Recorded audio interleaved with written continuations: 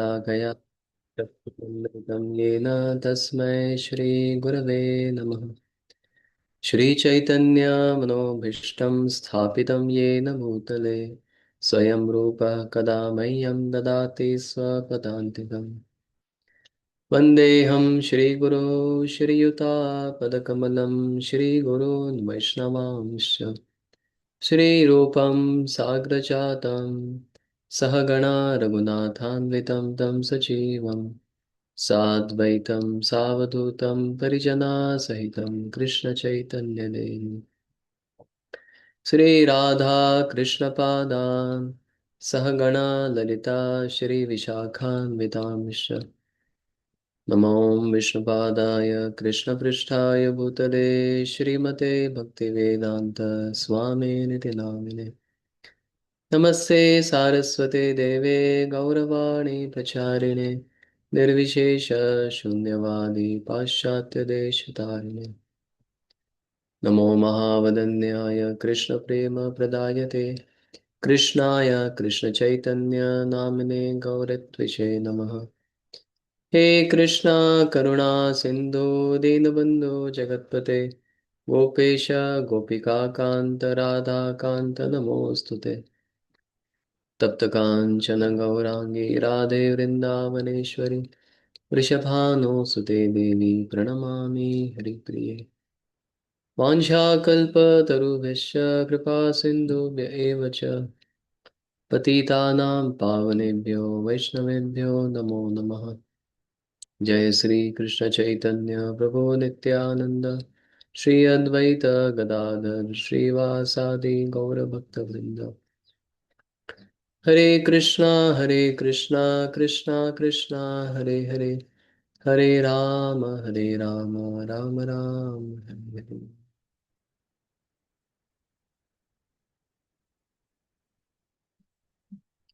Hare Krishna.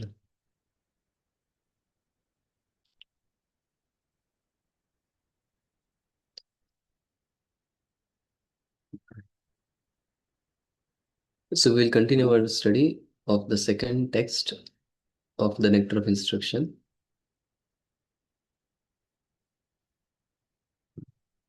And before we begin, I'd like to just share something about Srila Rupa Goswami. So I'd shared this series of verses which depicted the humility of Rupa and Sanatan when they surrendered to Sri Chaitanya Mahaprabhu. But in this series of verses, we also come to know about the importance of association, because today we'll be discussing about the next elements which we need to avoid, the vices that we need to avoid. We have already discussed about Atyahara, Prayas, and Prajalpa. Today we'll try to study about Niyamagraha, Janasangha, and if time permits, we'd also like to cover Laulyam. So, this Janasangha is uh, extremely, I would say, detrimental in one's devotional progress, because we take up the color of the association that we are in. That's the case with most of the people. But we see Rupa Goswami, although he had to associate with this the Muslim kings and so many Muslim associates, and they all were having very political dealings with a lot of management related to the state, management related to the war, and so much dealing with money. But despite of all this association, Rupa Goswami is completely unaffected. Mhm. He had created Gupta Vrindavan in Ramkili where he was staying. And in his heart, he was always carrying Vrindavan. He did not allow the association, the negative association, to affect his Krishna consciousness. But out of his humility, he says that the worst thing that I have done is I have associated with this malicious. I just read few verses. When they surrendered to Sri Chaitanya Mahaprabhu, Rupa and Sanatana Goswami, how they were holding straw between their teeth and with extreme humility, humility, they were expressing their heart to Sri Chaitanya Mahaprabhu. They said, Brahmanda Jati Tara Navadvipa Gara Nicha Seva Nahi Kare Nahe Nichera Kurpana. The brothers Jagai and Madai belonged to the Brahmana caste, and their residence was in a holy place of Navadvip. They never served low class persons, nor were they instruments of abominable activities. So these are the positive things about Jagai and Madai. They are saying they had Brahmana birth, their residence was in holy place of Navadvip, and they never served low class persons, nor were they becoming instruments of abominable activities under someone else. And they themselves were doing, but they're not becoming instruments in anybody else's hand. The Jagai and Madai had but one fault. They were addicted to sinful activity. However, volumes of sinful activity can be burned to ashes simply by a dim reflection of chanting of your holy name. So they were sinful, but that sin could be overcome very easily just by taking shelter of the holy names. तुम्हारा नाम लैया तुम्हारा करिला निंदना say nama haila tara muktira karana. Jagai and Madai uttered your holy name by way of blaspheming you. Fortunately, that holy name because became the cause of their deliverance. Jagai Madai haite koti koti guna adhama patita papi ami doi jana. We too are millions and millions of times inferior to Jagai and Madhai. We are more degraded, fallen, and sinful than they. Someone may say, how? How is it possible? Mleccha jati, mleccha sevi, kari mleccha karma, go brahmana drohi sange, amara sangama. Actually, we belong to the caste of meat eaters because we are servants of meat eaters. Indeed, our activities are exactly like those of meat eaters. Because we always associate with such people. We are inimical toward the cows and the brahmanas. So he said that is one good thing Jagai Madai did not do. But we are worst, millions and millions of times worse because we associated with such people. Mora karma, mora hate, gelaya bandhiya, kuvishaya, vishtag garte, diya che felaya. The two brothers, Sakar Malik and the Birkhas, very humbly submitted that due to their abominable activities, they were now bound by neck and hands and had been thrown into a ditch filled with abominable stool like objects of material sense enjoyment. And they go on discussing about these things.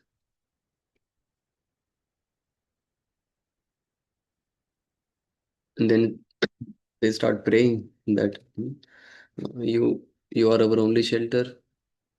Please save us from this very dangerous condition that we are in.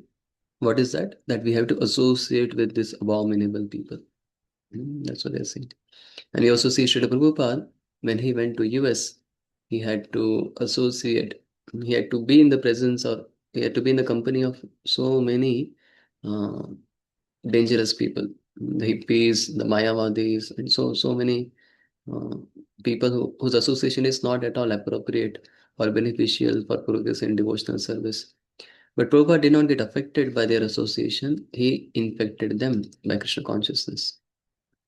So we seek blessings of Srila Rupa Goswami and Srila Prabhupada so that we can apply these very vital principles which they have exhibited so nicely from their own personal example. So we discuss the next element. Just recite the verse once more. This is text 2 of the Nectar of Instruction. Atyahara prayasascha Rajalpo niyamagrah Rajalpo niyamagraha Janasangascha laulyam cha जनसङ्गश्च लौल्यं च षड्भिर्भक्तिर्विनश्यति. षड्भिर्भक्तिर्विनश्यति.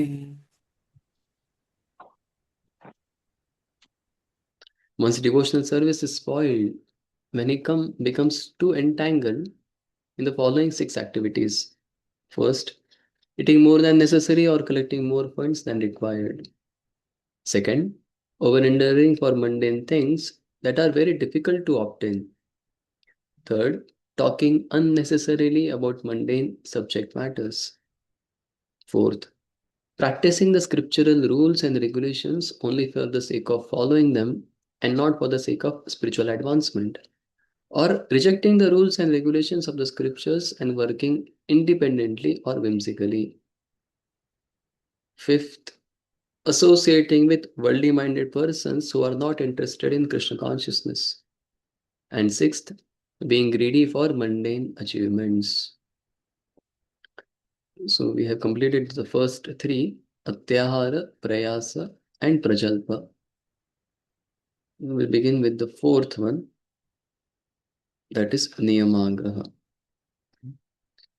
But in the purport that Srila Prabhupada has written, after discussing Prajalpa, he begins discussing about Janasangha in this one paragraph, but we will skip this for now.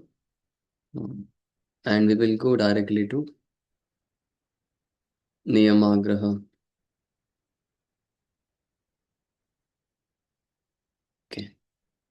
Sri Prabhupada writes, accepting some of the scriptural rules and regulations for immediate benefit as utilitarians advocate is called Niyam Agraha.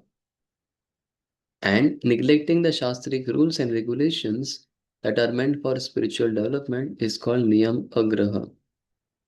The word Agraha means eagerness to accept, and Agraha means failure to accept. By the addition of either of these two words to the word Niyama, rules and regulations, word Niyamagraha is formed. Thus, Niyamagraha has twofold meaning that is understood according to the particular combination of words. Those interested in Krishna consciousness should not be eager to accept rules and regulations for economic advancement.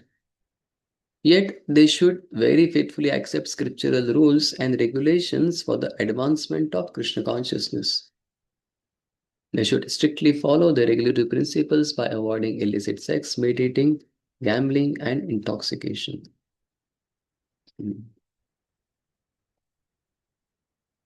Okay, after that, Prabhupada start discussing again about Atyahar plus Laulyam. So, this is uh, the explanation Prabhupada has given about Niyamagraha. So, what is Niyamagraha? Niyam means the rules. And there are two kinds of rules. One kind of rule is the prescriptions, and another is prohibitions. Vidhi and Nished. So, both are very important. Vidhis will tell us what is to be done, and Nished will tell us what is not to be done. What is to be done is prescription, what is not to be done is prohibition. Now, when these niyams or the rules are given for a sadhaka, one can have uh, two extreme attitudes towards these rules. First one, Prabhupada explains is agraha, niyam agraha. Agraha means very much insisting or very much attached to sticking to the rule. And agraha means being neglectful or feeling that these are not so important for me to practice. And when a sadhaka um, adopts any one of these two attitudes, that is very uh, unfavorable for his devotional service. So, Srila Bhakti Siddhanta Saraswati Thakur, he explains in this connection of Niyamagraha. He says, first is, he is explaining what all agrahas one can have and what agraha one may have, which is not favorable for devotional service. The first one he says agraha for rules in scriptures which are meant for impersonal mukti.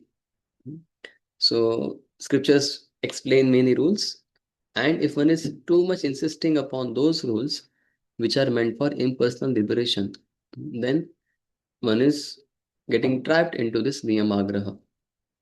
Second is agraha for rules in ritualistic Vedas for attaining happiness in this world and in the next. And third thing he says to behave like a utilitarian person and making various social rules according to the respective situation for obtaining immediate happiness. So for the jnanis, for the karma kandis, and for the materialistic sense enjoyers, when they stick to certain rules, which are very important for attaining that particular goal of their path, that is niyamagraha. And niyam agraha, he says, is uh, not following the rules which are favorable for bhakti and falsely claiming one's whimsical behavior as a path of spontaneous attachment and to consider such a fallen condition as very great. So one is still under the modes. He has not made sufficient advancement. And he breaks certain rules which are required for a sadhaka to practice. And this breaking he calls as a spontaneous attachment for the Lord. For example, everyone is supposed to rise early in the morning for Mangalarti. But this particular person, he will rise late. And will say, I became late because I was in ecstasy. I was absorbed in the meditation, in the intimate pastimes of Radha and Krishna. I was assisting them in the Nikunja, Ratikeli Siddhe. So because that service was going on, so I had to skip Mangalarti today. And that I couldn't do only in the dreams. So I could not come for the Mangalarti. So first thing is he's breaking the rule. He's thinking that is not very important. And after breaking the rule, he's calling his lack of following as some spontaneous attachment, ragatmika or raganuga bhakti. So that is neglection. Srila Bhaktivinoda Thakur, he gives a little more detailed understanding, especially in his book Bhakti Alok. But that we will see little later. Before that, we will have some practical discussion. Otherwise, you will feel the class is too philosophical and you know it's going tangential. So in devotional service also we can see uh, there are two things. There are rules and there are principles. So one devotee very nicely described how rules are like the roads and these principles they are like the compass. They shows the direction. Now amongst these two, which is more important? The rules and the principles. So rules are like the roads and the principles are like compass. Which is more okay. Mataji says principles are more important. Aklechi Mataji says both. Vajanam is doing both. Correct. Both are important, but amongst these two, principles are more important. If you compare, and if one thing has to be selected, then it is principle. Uh, because sometimes there can be problem in the road, and there is problem with the road, and then some alternative arrangement has to be done. One may have to take a detour. But the principle cannot be compromised. Roads can be compromised. Mm. Okay, there is a problem with this road, I may go by that road. There's problem with that road, I may go through forest. No, I can change my path, but principle cannot be compromised. Mm. I cannot say, okay, this principle is not being followed or it is not very practical. Let me skip the principle. When the principle is skipped, that becomes the Yamagra. At the same time, one should not say, okay, principles are more important, so I'm not so much worried about the road. the rules. Let me become neglectful of the rules. No, in general, it is always best to follow the roads, the standard roads which are given. Only when that particular road is not accessible or is not suitable, only then one has to take a detour. Otherwise, in general, one has to continue to practice the standard process given for everyone. So these rules are mentioned in the scriptures, and that's why Rupa Goswami in Bhakti Rasamrita Sindhu he says, Shruti Smriti Puranadi Pancharatri Kim Vidhim Vina Aikantiki Harir Bhakti Utpateva Kalpate. If one is practicing bhakti by neglecting the rules and regulations mentioned in Shruti, Smriti, Puran, Pancharatra, being neglectful of this, even if he does Aikantiki Harir Bhakti, even if he does practice one pointed, very intense devotional service, that won't be fruitful. Utpata eva kalpate. It will only create some chaos in his life and in lives of others. So it's important to follow the rules, but sometimes the rules will have to be compromised. For example, um, okay, before I give, any of you want to give an example?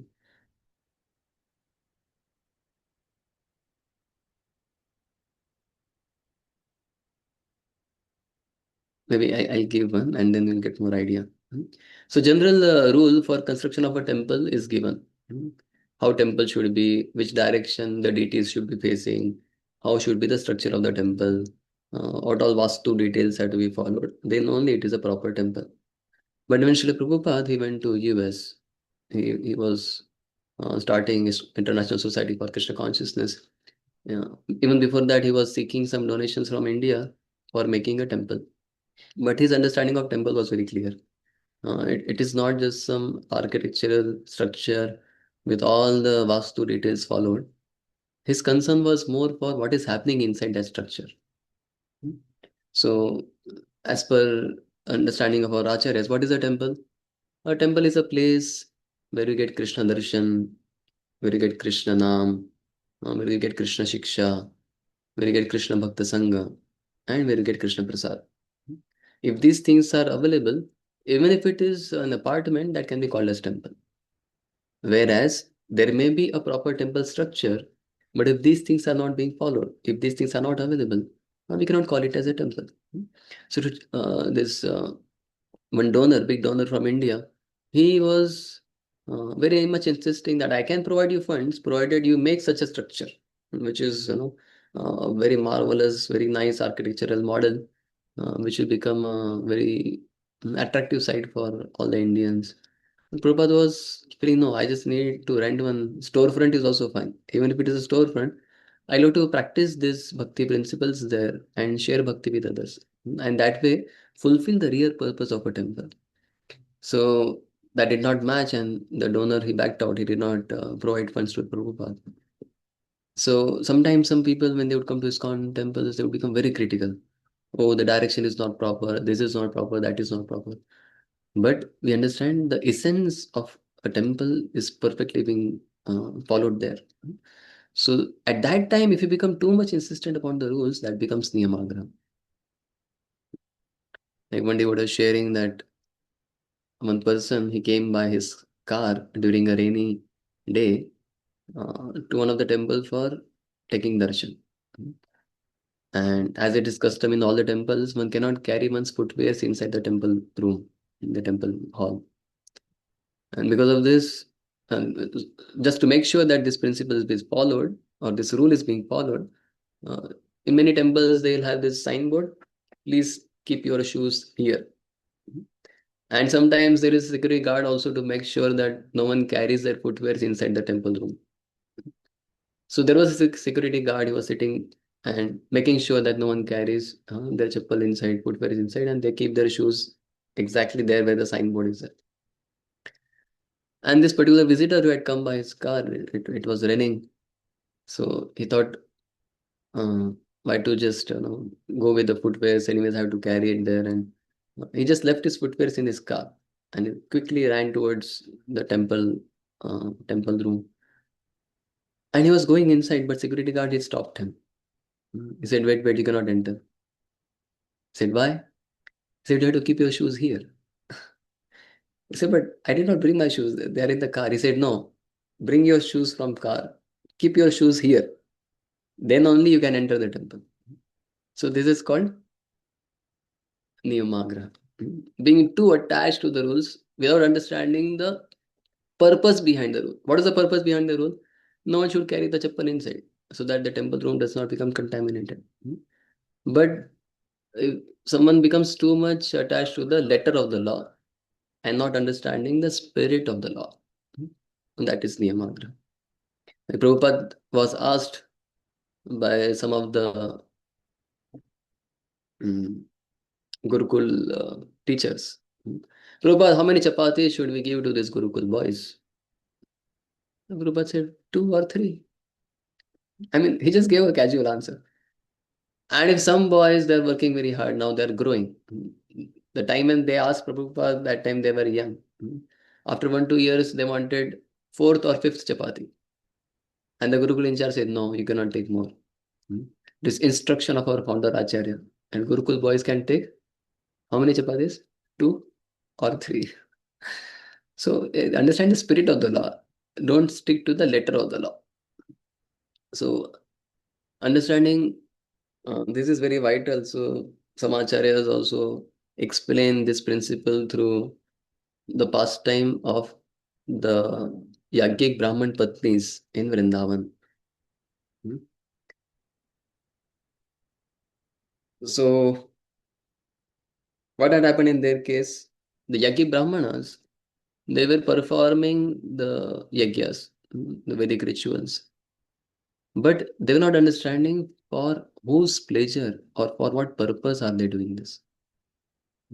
So when Krishna and Balaram, they were hungry, when they came and they said, "Please give us some food, we are hungry."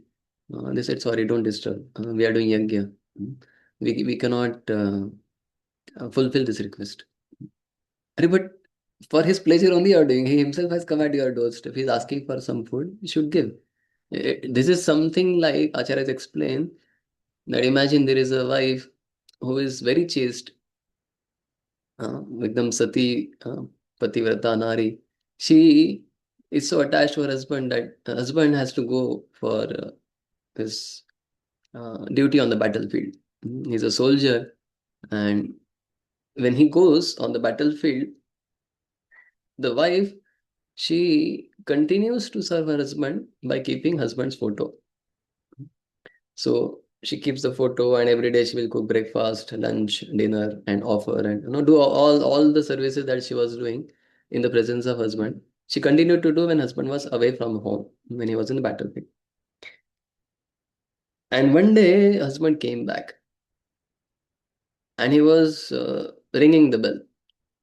But she said, "No, no, I don't have time to open the bell because I'm serving my husband's photo."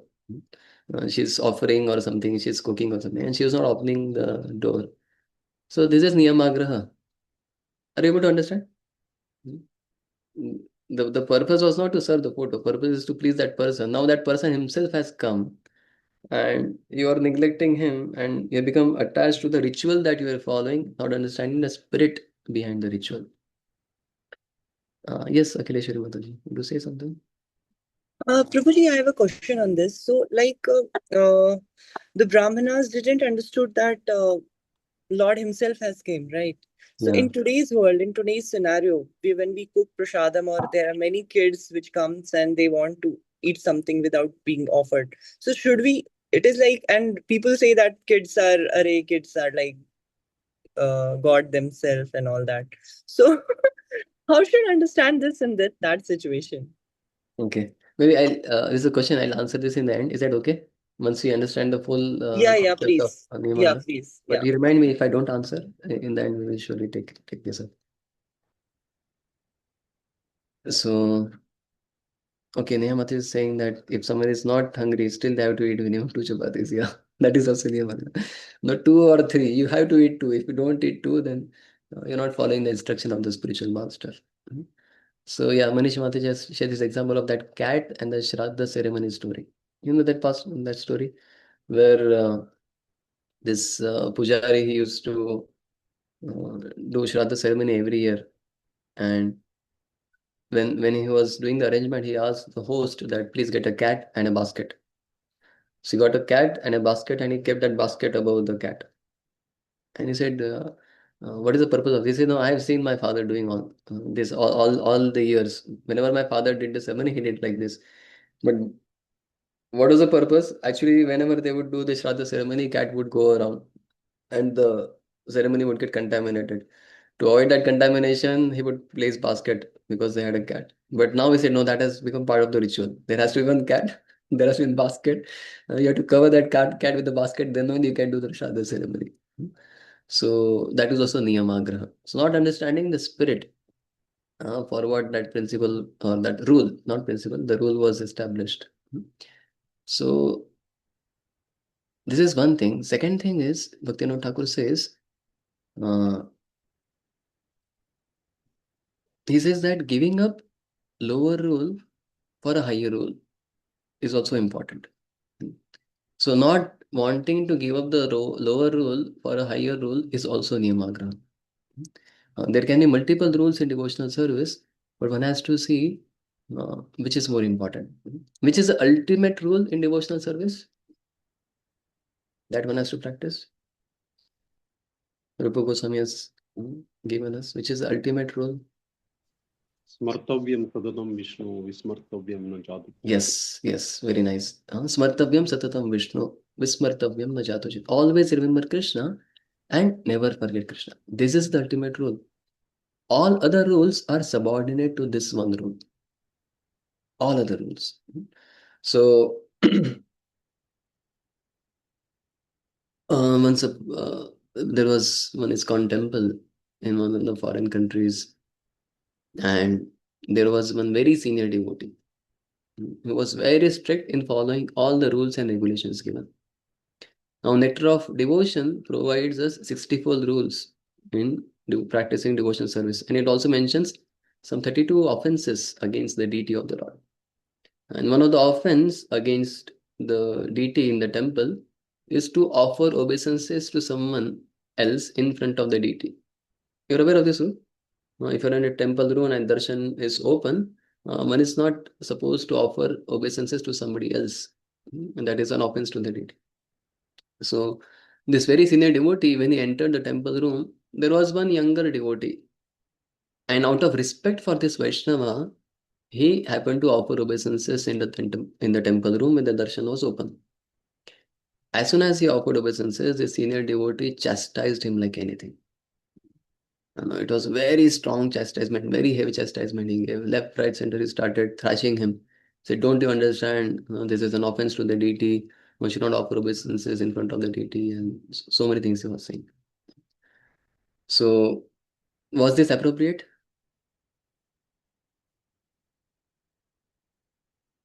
Why not? What is the problem? He wants to protect that Vaishnava from committing offense to the deity. There is also another rule that like in front of deities you should not be insulting or Yeah. criticizing somebody else. Yeah. So another rule is one should not be insulting Vaishnava, especially in front of deity. One should not become angry in front of the deity. That is also another rule. So one has to understand which is the higher rule, which is the lower rule, and agree. ठीक है, this rule may not be exactly very perfectly be followed every time. I have to take care of the higher rule. And one of the very important rule in deity worship is to be very sensitive towards the visitors and the Vaishnavas. This is extremely important rule. It is said that if one is worshipping the deities in the temple, and if there is no other devotee available apart from Pujari, Pujari is worshipping, the Aarti is going on, he's offering the lamp, and that time if a visitor comes in the temple, you know what is the rule, what he has to do then? The pujari should leave the deity worship and attend to the visitor. Yeah, it isn't that he has to keep the Aarti lamp there. He should go and make that visitor comfortable. They should, bring him inside, ask him if he wants to sit, arrange a place for sitting, arrange a glass of water, and make him comfortable, and then go, and then you continue the deity worship. Hmm? This is a very important thing. How you deal with the devotees, how you deal with the visitors, even if they are not initiated devotees, even if they may not be pure devotees. But this is the rule in deity worship. In the section of Lord Kapil Dev explains that if one is hurting the living entities and parallelly he is worshipping the Lord with best of the paraphernalias, then his deity worship is like putting ghee into the ashes. Uh, his yagya is already extinguished when he's not having proper sensitive dealings with the people.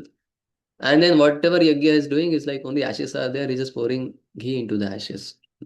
So he's he has spoken very strong verses in third canto, uh, you know, the later chapters of Srimad Bhagavatam. How one has to be very, very careful, not only with Vaishnavas, but with any living entity. So this is very important to understand, and quite often devotees get trapped by this. They become so strict about the rules and very high standards to be practiced in deity worship, and they forget much higher role of being sensitive to towards the visitors who have come there. So if one is not following this rule properly, he gets trapped by niyamagraha. So which direction the deity is, what time the offering is happening. Now if offering has become late, and then you become extremely angry on the pujari and you thrash him, then you're again breaking the higher rule like that. So Desha Kala Vibhagavit, this comes two times in Srimad Bhagavatam, that every time following the rule may not be possible, and one has to see Desha Kala Vibhagavit, or Desha Kala Patra, time, place, and circumstances. Accordingly, the rules could be adjusted.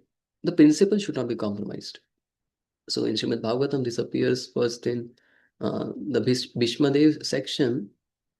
When Bhishmadev appeared, he was lying on the bed of arrows. Lord Krishna appeared there, Pandavas appeared, many Vaishnavas, they came to have his darshan and to hear from him. So that time when Krishna appears in front of Bhishmadev, Bhishmadev could not offer obeisances because he was lying on the bed of arrows. So he just kind of, with his eyes, he kind of expressed his respect towards Krishna, which is fine. One cannot say, hey, Bhishmadev, Lord has come and you're not offering obeisances, now you have to go to hell. No, that is not possible. That is not practical for him. And second time, this Deshakala Vibhagavit, this is explained in the deity worship that Dhruva Maharaj did. Because that time, for Dhruva Maharaj to have proper deity was not possible.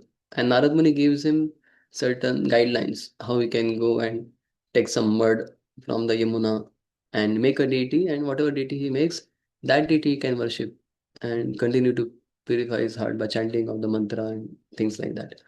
So Prabhupada says there also the deity worship had to be adjusted. So a devotee has to understand how one has, what is the higher rule, what is the lower rule, and when what can be compromised. So in Kumbh Mela in Allahabad, when Prabhupada was there, Prabhupada had come for the Mangalarti and the Pujari was trying to light the lamp, and the wind was blowing so much that he was unable to light. And Mangalarti had started, Prabhupada singing Samsara Dava, but somehow Pujari is not able to light the lamp. And then Prabhupada, he just continued to continuously ring the kartal. And he said, Hare Nam, Hare Nam, Hare Nam, Eva Kevalam. Kalo Nasti, Eva Nasti, Eva Nasti, Eva Gatananda. Now, all these processes are very difficult to follow perfectly in Kali Yuga. But what is more important is holy name, chanting of the holy names. Now, even in chanting of the holy names, we are supposed to loudly, clearly, attentively chant. But if someone has developed some infection in his throat, then for some time he may have to do silent japa. And you cannot become too critical. Hey, what is this? He's not chanting his rounds properly. So, based on one's situation, uh, one has to do adjustments. That is the principle of Niyamagraha for the devotees. Now, one of the rule is also to respect the Brahmanas. And Brahmanas are generally considered as people who are born in a Brahmanical family or to the Brahmanas, which is fine, that is a rule. But one also has to see that whether the person is actually living a life of Brahmana. Does he really exhibit the qualities of a Brahmana? So, most of the people nowadays who are very ritualistic, they actually get stuck up with this principle of Niyamagra, which is stopping them from progressing further in devotional service. So there are a number of examples we can discuss, but I wish to keep the explanations brief and move ahead to the further concepts that are become very difficult for us to come to Bhakti Shastri. So we can see Prabhupada, he kept certain things unchanged and certain things he has changed. Would like to share some of the examples. What things Prabhupada did not change and what details Srila Prabhupada has changed when he was spreading Krishna consciousness all over the world. Like Prabhuji Prabhupada, chant. Prabhupada did the marriage for devotees. Yeah, as a sannyasi, he engaged in arranging marriages. Correct. Okay, Prabhupada clearly introduced the four regular principles and he did not change those principles. Correct. What else? Okay, Prabhuji 64 rounds chanting to 16 rounds. 64 rounds. So principle of chanting cannot be changed. He cannot say, no, there is some other yoga dharma now. But based on the situation, time, place, circumstances, he changed. We see Narad Muni while preaching to Valmiki, he even changed the mantra. He said, okay, you cannot chant Ram, you can chant Mara. So by giving him Mara, Mara, Mara, Mara, that became Ram and that's how he was delivered. Sri Prabhupada also crossed oceans, which is uh, considered as a fall down for a sannyasi if he has crossed ocean. But he understood the higher purpose of having compassion in one's heart and sharing this message with others, even the people who are staying across the ocean like that. Okay, so he also gave Brahman Diksha to Matajis and he allowed them to worship the deity in the temple. So, so many principles like that. So we can see what he has changed is the details. Bhakti Siddhanta Surya Thakur, he wore dhoti kurta even in Radha Kund and came there in the car. Sorry, Bhakti Siddhanta wore pant shirt and came in the car in Radha Kund. And Srila Prabhupada did not wear pant shirt even in America. So you see, this is quite, uh, contrast. What is this? But the principle is not changed. The principle was what will be suitable for sharing Krishna consciousness with the people whom he's trying to preach. Bhakti Siddhanta Saraswati Thakur was preaching, he wanted to influence and also get cooperation of the British officials to make them comfortable and for certain things of dealings with certain Babajis in some way. He had to wear coat, suit, tie, pant shirt kind of thing. And he came in the car there in Radhakund. But Prabhupada, he understood that I want to bring Western people in the fold of Vaishnava culture. So certain things he did not compromise. Like he did not use the Western eating style. He introduced even Indian cuisines in the Western temples. He encouraged people to wear dhoti, kurta, sari, and very traditional dresses like that. So actually, it's a very difficult thing to understand when what can be done. So one should not do these things without consulting one spiritual master or some senior Vaishnavas. And under their guidance, one has to change the rules. One cannot change the rules just because I cannot follow them. it has become very difficult for them. So just like Prabhupada changed from 64 to 16, let us change it from 16 to 4. How nice will that be if we all can just chant 4 rounds, get initiated, and go back to body. That would be possible in our case. So yeah. Now Srila Bhaktivinoda Thakur, he says some more things in this connection.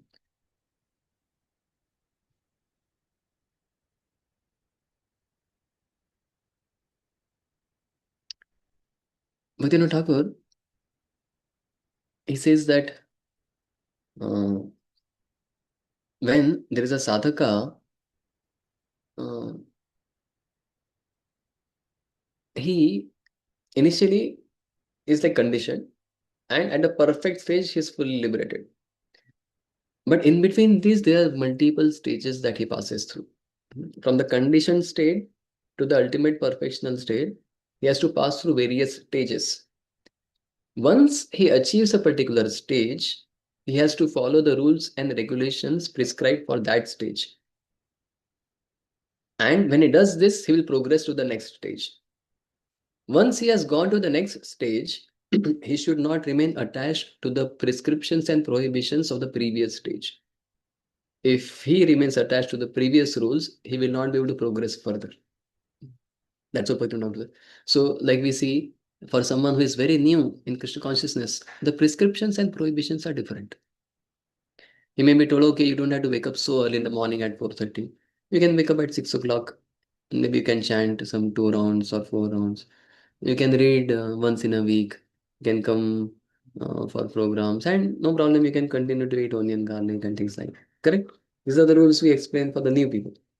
Once he has practiced that follow properly, then he gets eligibility to go to the higher stage, where he may become a more serious devotee, may become 8 rounder devotee, practicing much higher principles. Later, one may become 16 rounder devotee, and one may want to take initiation. That time you cannot say, oh, earlier you told me I can wake up at 6, I can eat onion garlic, I can just do some practice once in a week. Oh, that was fine. That was for that stage when you were. Now you are going to higher stage. If you remain attached to the previous principles, you want to progress further. So that is one thing Bhaktivinoda Thakur explained, that at various stages, he explains this as 4 stages. He says Nishtha. So Shraddha. First is the Shraddha stage, Nishtha stage, Ruchi, and Asakti. So based on the different stages, one will have different rules to be followed. And this is for those who are in the path of bhakti. Now those who are in the other paths and uh, being attached, he said that uh, even if one has become eligible to practice bhakti, if one remains attached to the previous rules of karma kanda, jnana kanda, uh, uh, then that also becomes niyamandra. That will block one's progress. For every type of yogi, there are certain prescriptions and certain prohibitions. And he discusses this as, let me just see. Sve sve adhikare ya nishtha. He explains that. um,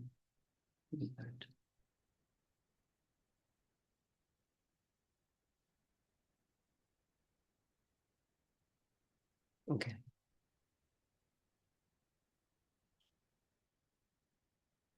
So for someone who has been practitioner of karma yoga, for him, so two things first Bhaktivinoda Thakur discusses. He says that there are rules for one's constitutional position and conditional position.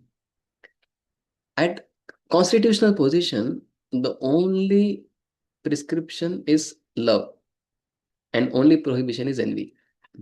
And at the constitutional position for the living entity, the only thing to do is love Krishna, only thing not to be done is envy Krishna or anyone.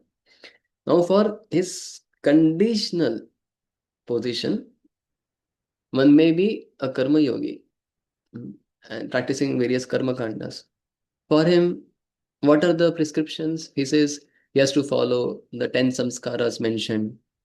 He also has to practice regulative prayers which are prescribed. And what is prohibited for him? The sins and bad habits are prohibited for him.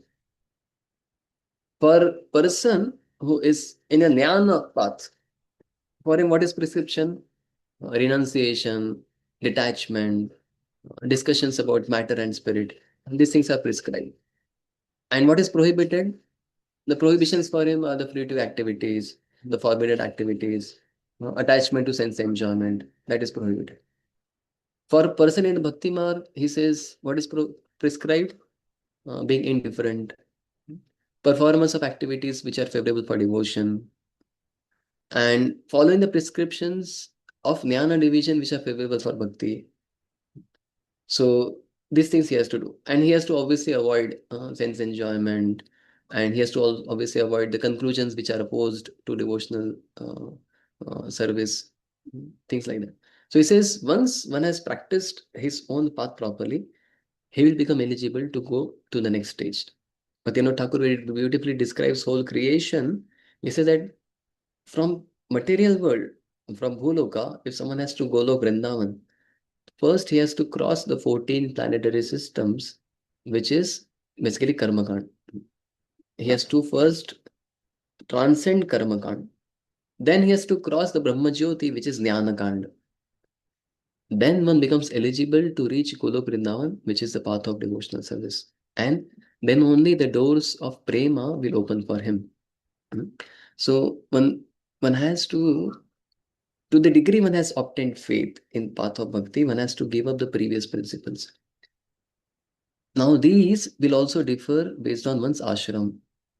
For householders, there are different rules, and for persons in the renounced order of life, there are different rules. Now you can see sometimes some sannyasis, no, they may not do many things. They may not practice some of the traditional, rituals happening in their family. Like every family will have some puja to be done, and some devotees many times they ask these kind of questions that, oh, should I continue my kul devata puja? Should I do this ritual? Should I do that ritual, or can I just give them up?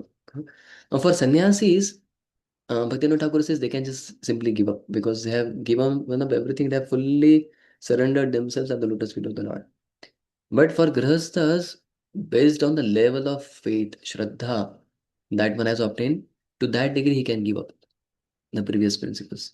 He says the eligibility for bhakti is only shraddha. And how do I check whether I have shraddha? He said symptom of shraddha is surrender at the lotus feet of the Lord. To the degree one has obtained shraddha, to that degree one will surrender. And to that degree he will understand Shraddha Shabde Vishwasa Kahe Sudruda Nishchay Krishna Bhakti Kaile Sarva Karma Krita Hai. If I just practice devotional service perfectly, everything will be taken care.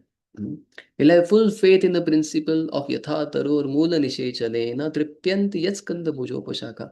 If I water the root, whole tree will be nourished. If I serve Krishna, if I serve my spiritual master, I don't have to worry about anyone else. I don't have to worry about any other rituals. But he said we can do this only to the degree one has obtained this Shraddha. If one has not obtained this Shraddha, then one has to continue following the rules which are coming from the previous practices. He may have to continue some of the karma kandas. He may have to continue certain practices that he was doing. And Bhaktivinoda Thakur also mentions that Hari Bhakti Vilas explains certain rituals like Shiva Chaturdashi. But he says all these rituals or all the processes which are described in Hari Bhakti Vilas are mostly for the householders. For people in the renounced order, they don't have to do this. Obviously, to the degree they have obtained that Shraddha. So you see, Srivas Thakur, he had so much Shraddha that he was not even doing any job. He said, I'll just clap 3 times, and if I don't get what I want, uh, they said even Lakshmi may have to go out begging from door to door, but no, I will not be deprived of whatever is wanted for my basic maintenance. His Shraddha was very high. So that degree one has obtained that Shraddha, to that degree one can give up the previous. But if one has not obtained that, then one may have to continue practicing. But one should not then get confused between different paths. So that we will discuss more in Lavlyam. Lavlyam will discuss about it. Fickleness of mind or fickleness of intelligence. When one gets confused again and again, should I follow this ritual? Should I follow that ritual? Or will this be good? Will that be good? So that is another thing that may stop one from progressing. So in conclusion, as per Bhaktivinoda Thakur's thing, he says that steadiness in one's position is piety, and deviation from one's position is impiety. This he has quoted from Srimad Bhagavatam, 11th canto, 21st chapter, 2nd verse. He says that a karma yogi has to follow his path, jnana yogi has to follow his path, bhakti yogi has to follow his path. At his path, his following, sve sve adhikare yaha nishtha. That is piety for him. Okay. And one very important thing, I'll just show one verse from Gita.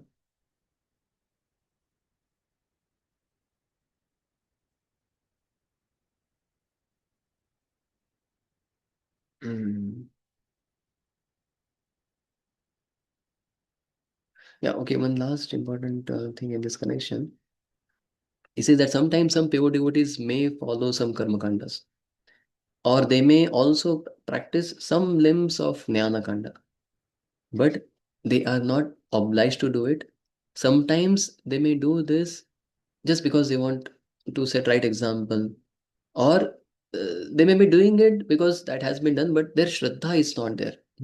Said when one does this, then he is not trapped by niyamagraha. Like that, because they have obtained qualifications for devotional service, they are not bound to practice other things.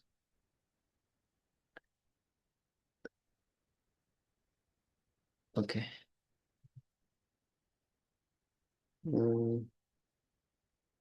And ultimately, this verse, Smartavyam Satatam Vishnu, Vismartavyam Jatuchi, that becomes the ultimate compass. And all other rules can be cross checked based on this one principle of devotional service, whether this I am able to do or not. And obviously, then one has to do the changes in the rules under guidance. That. So in Gita 12.9, Krishna says, in general, it is important to practice the rules because one has not obtained a very high stage. Atat chittam samadhatum na shuknosi mai sthiram abhyasa yogena tato mam ichhaptum dhananjaya. In this 12.8, 9, 10, 11, Krishna is discussing various stages which one can practice. The best is if one has been able to give one's mind to Krishna. But if that is not possible, Ata chitta samadhatum na shaknosi mai sthiram. My dear Arjuna, O winner of wealth, if you cannot fix your mind upon me without alleviation, then abhyasa yogena tato, then follow the regulative principles of Bhakti Yoga. In this way, develop a desire to attain me. So, if one is not able to fix his mind fully, then just follow the rules and regulations properly. When we do this, eventually we'll become eligible to go to that higher stage where one can fix one's mind in Krishna. So, this is about Niyamagraha.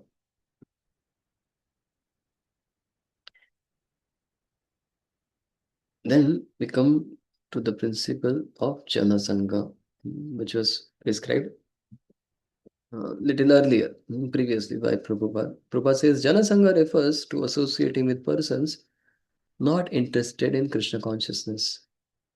One should strictly avoid such association. Sri Narottam Das Thakur has therefore advised us to live only in the association of Krishna conscious devotees. Bhakta Sane Vas. We should always engage in the service of the Lord in the association of Lord's devotees. Association with those engaged in similar line of business is very conducive to advancement in that business. Consequently, materialistic persons form various associations and clubs to enhance their endeavors. For example, the business world, we find such institutions as stock exchange and chamber of commerce. Similarly, we have established the International Society for Krishna Consciousness to give people an opportunity to associate with those who have not forgotten Krishna. This spiritual association offered by our ISKCON movement is increasing day by day. Many people from different parts of the world are joining the society to awaken their dormant Krishna consciousness. And this will be possible by association. Because if you see Rupa Goswami,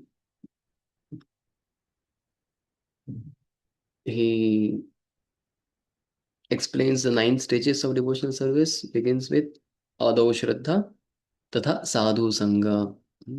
So Shraddha is the first stage, but then from Shraddha, if one wants to make his progress, he has to have Sadhu Sangha. Without Sadhu Sangha, it is not at all possible to progress in devotional service. And not just Sadhu Sangha one should have, but one should also avoid Jana Sangha. Because simultaneously, if one is not avoiding bad association, then one will not be able to progress properly. And this Sri Chaitanya Mahaprabhu showed from example of one devotee. Chaitanya Mahaprabhu was not happy with him. Any guess who was he? He was doing Sadhu Sangha. Mukunda. Who said that? I said Prabhu. Yeah, Mukunda, right? Correct. Mukunda. He was associating with devotees very nicely. But Chaitanya Mahaprabhu said, here he associates with devotees and there he is going and sitting in the class of Mayavadis. He is also associating with Mayavadis. So I'm not happy with him. I cannot give my mercy to him. So that's why Rupa Goswami has specifically mentioned Jana Sangha to be given up, because Bhakti Pranashyati or Bhakti Vinashyati. If one is associating parallelly with non-devotees, one's Bhakti will be destroyed. So this association is a very big topic.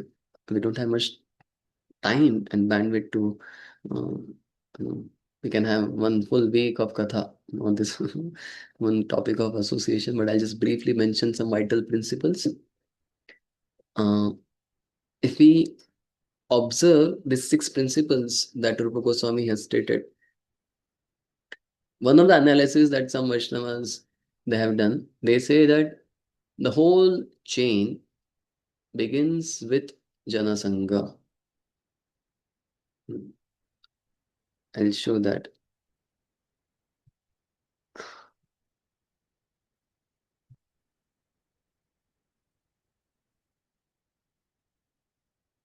The fall down. So this analysis of some Vaishnavas, he said that when one does Jana Sangha, then that leads to laulyam or greed in one's heart. That laulyam will lead to atyahara, because one is very greedy, one would like to accumulate a lot. And atyahar will naturally lead to prayas, we have discussed earlier. Because one has accumulated so much, he is possessing so much, to maintain that and to continue to obtain more, one will do a lot of prayas. And in that prayas, one will also associate further with other people and one will do a lot of prajalpa. And when one is engaged in prajalpa, which will also include offenses, blasphemy, criticism, then that will sap away his spiritual energy and one will fall prey to niyamagraha. Then one will feel, oh, these rules and regulations, they are not so vital.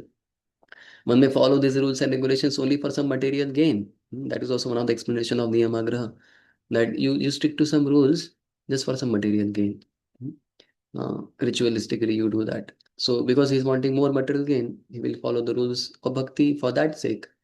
Or he may just become neglectful of the rules. He'll say, why to do all the 16 rounds, why to follow the 4 regular principles, why to associate with devotees. And then finally, he will completely fall out of the cycle of bhakti, or the progress of bhakti. So some Vaishnava, they say that whole thing begins from Jana Sangha. That's why this is extremely important principle. Obviously, some other Vaishnavas have done another kind of analysis of how the whole cycle mm, gets followed in the six principles or six vices, but this is also a very convincing explanation. How Jana Sangha will lead to Lavlya, Atyahar, and then Prayas, Prajalpa, and Niyamagraha. So, a sadhaka understands that just like for progressing in bhakti, association is the most important thing. And for falling away from bhakti, bad association is the greatest cause.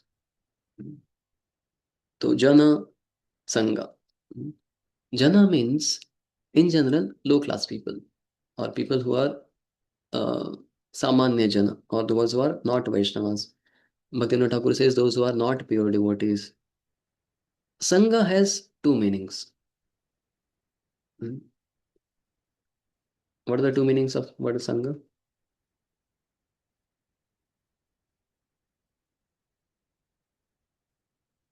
ध्यायतो विषयान् पुंसः संगस्तेषु उपजायते संगात् संजायते कामः. What is meaning of Sangha? Yeah. Attachment. Attachment. Very nice. Sangha means attachment, and Sangha also means association. So both the things we need to avoid. Jana, Sangha, association of Jana, and attachment to the Samanya Jana or non-devotees. Now, both the things, they go hand in hand. When one has been associating with Jana, automatically they will develop attachment. And based on wherever we have attachment or whatever we are attached to, that is what we will associate with. So they have this kind of symbiotic relationship. Attachment will choose our association, and association will make us attached, like that. So scriptures are full of glorification of how sadhu sangha is so vital for progressing. Krishna says that more important is to worship my devotees than my worship. You must have heard this popular verse. Ye me bhakta jana partha name bhaktascha te janaha mad bhaktanam cha ye bhaktas tame bhakta tamamata. Those who are my devotees are not my devotees, but those are devotees of my devotees are actually my devotees. And aradhana vi sarvesham Vishnu aradhanam param tasmat parataram devi tadiya nam samrajanam. Amongst worship of all the personalities, worship of Lord Narayan, Lord Vishnu is the best. But even greater than worship of Lord Narayan is worship of his devotees. So there is a mention in scripture. It says that even by seeing, touching, conversing, or by living with Krishna's devotee, even the lowest of the person can become completely pure, even if he gets these things only for one moment. Darshana, Sparshana, Alapa, Sahavasadi Vikshanat, Bhakta Punanti Krishnasya Sakshat Apicha Pukkasham. He says that even if one has obtained association only for a kshana of a Vaishnava, darshana, sparsha, alapa, conversation, opportunity to see them, or to touch them, or to stay with them, even in one kshana, one can become completely pure. And the opposite is also true.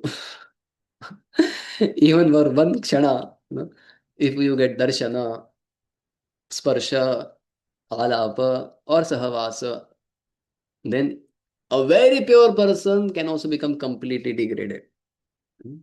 Which is the example? Even for one kshana, Ajamil. Ajamil, a very famous example. Just for a few moments, he associated with Jana. A short Jana Sangha can spoil decades and decades of bhakti. Obviously, bhakti doesn't get destroyed, but it gets very much covered. One may be practicing for decades together, but one moment of Janasanga can be so detrimental.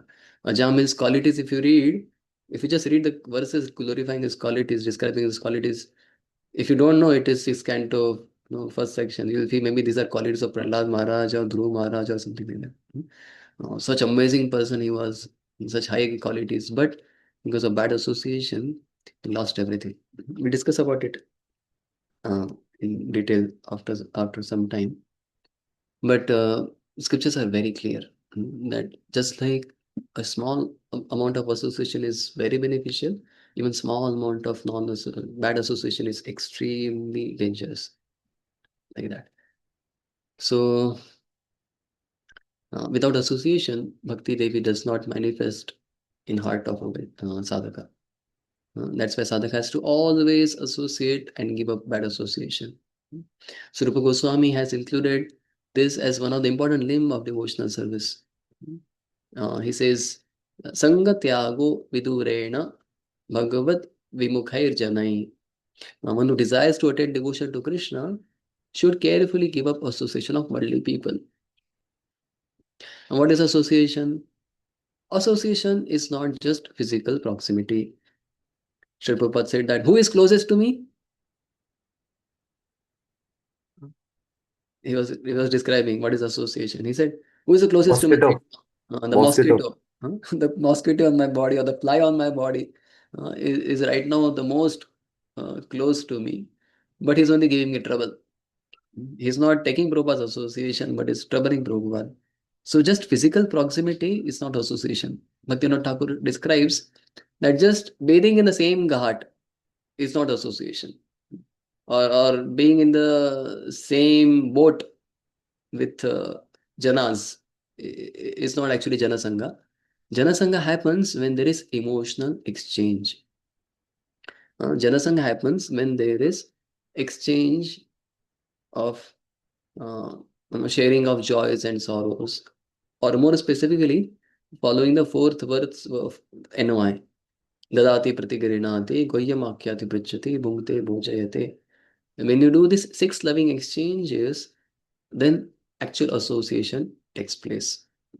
Otherwise, there are so many people who come into the temple, but they do not have these 6 exchanges with the devotees, and they are not getting benefited. They are not in association. Correct?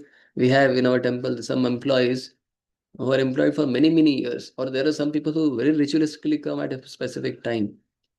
But there is no change in their life. They're still the same as they were. Why? Because they are not actually associating.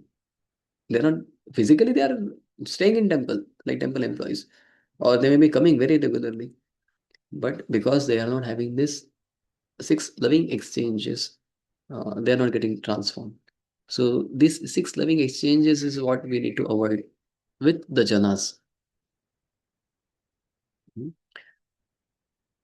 So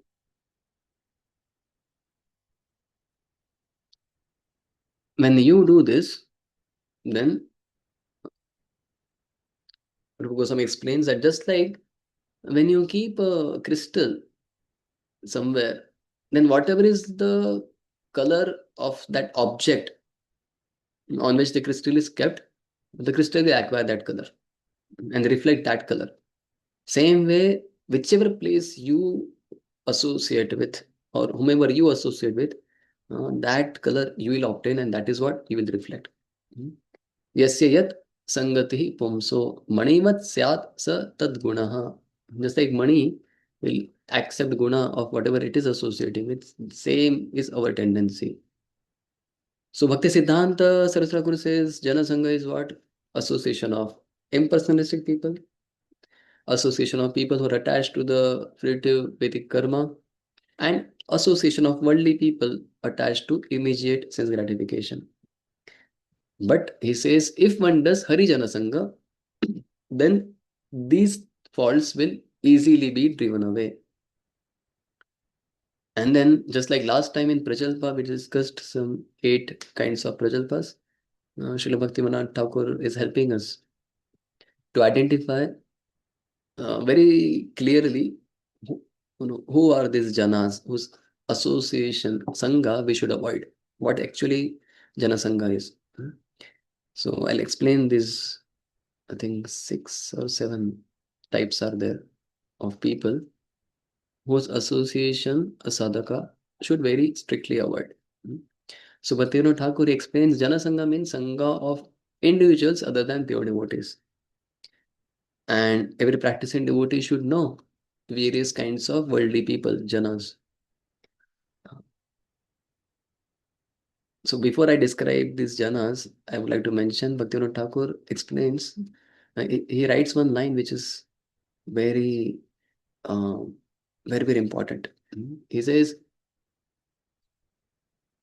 every practicing devotee should know various kinds of worldly people. Therefore, we are hereby most unwillingly enumerating these people. These worldly people are of 7 kinds. So he says very specifically, most unwillingly I'm listing their names down. So when one is listing these people, oh, these are janas, I should avoid their association. One should not do it with hatred. One should understand that, oh, very unwillingly I'm pointing them out. I'm very unwillingly I'm listing them, because you don't know. Tomorrow he may become a Vaishnava, he may become a pure devotee. Or if unnecessarily I heard people, hey, you're Jana Sangha, get lost. I don't want to have any sight of yours. That can become displeasing to Krishna. So one has to avoid, but not with the attitude that, oh, these are rascals and I need to avoid their association. One has to understand that I am unqualified. I will not be able to uplift them. Rather, in their association, my bhakti will go down. Because I am vulnerable, let me stay away from them. This is an important attitude one should cultivate. We see Prabhupada, uh, he did not chastise these people when he went to US, the hippies and all. He had a very right approach, very right attitude towards these people. So when I am listing down all these people, Janasangha, one should take this statement of Bhaktivinoda Thakur very seriously, that I am doing this very unwillingly, most unwillingly, he says. So the first of these is Mayavadis and atheists. So some acharyas have even separated these two. So that way they say there are 8 types. But Bhaktivinoda Thakur has kept Mayavadis and atheists into one category. That way he explains 7 types. So it's quite natural, because Mayavadis association will destroy the service attitude which living entities try to revive. That's why one should not associate with Mayavadis. Again and again, these kind of instructions, they appear in Srila Prabhupada's books and also in the pastimes of Sri Chaitanya Mahaprabhu. Chaitanya Mahaprabhu says, Mayavadi bhashya sunile haya sarvanash. Because when you associate with them, you hear their philosophy, one will become confused and one will get deviated from devotional service.